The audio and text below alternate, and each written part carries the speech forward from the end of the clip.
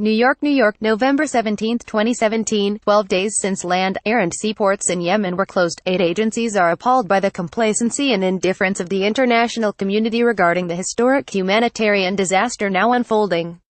Aid agencies, including the International Rescue Committee, are gravely concerned about a new outbreak of cholera and other waterborne diseases. UNICEF warns that they only have 15 days left of diphtheria vaccines. They are due to receive a new shipment late November but still have not received clearance. If this vaccine is not brought in, 1 million children will be at risk of preventable diseases. The fuel shortage in Yemen means clean water in the country is more and more scarce.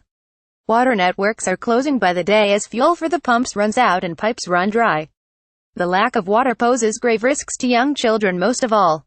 Schools will become centers of disease rather than centers of knowledge. With no fuel, hospitals are closing wards and struggling to operate intensive care units and surgical operation theaters. Refrigeration units for essential medicines are being turned off for periods of time to save fuel.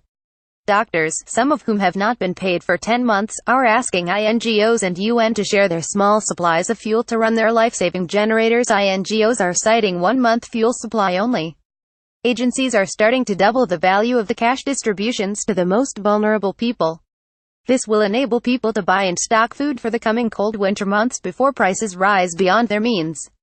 This means agencies will exhaust their funds allocated for next year. Additionally, aid agencies have grave concerns for well-being of people that are currently inaccessible.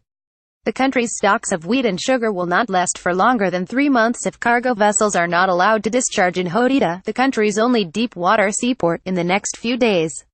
Even if they are allowed, food distribution systems have been severely disrupted and may collapse within weeks. Moreover, having incurred so many additional costs and in a highly volatile environment, international traders may decide that importing to Yemen is too risky a proposition to continue. The international community must break its shameful silence and use all possible means to lift the blockade on Yemen immediately. Hodeida port, that serviced 80% of all imports, and Sana'a airport, needs to be reopened to let in urgently needed shipments of food, fuel, and medicines. Every day the blockade lasts means thousands of Yemenis will suffer from hunger and preventable diseases. Millions could die in a historic famine if the blockade continues indefinitely. This is not the time for carry balanced statements. The choice is between resolution or complicity in the suffering. There is no third option.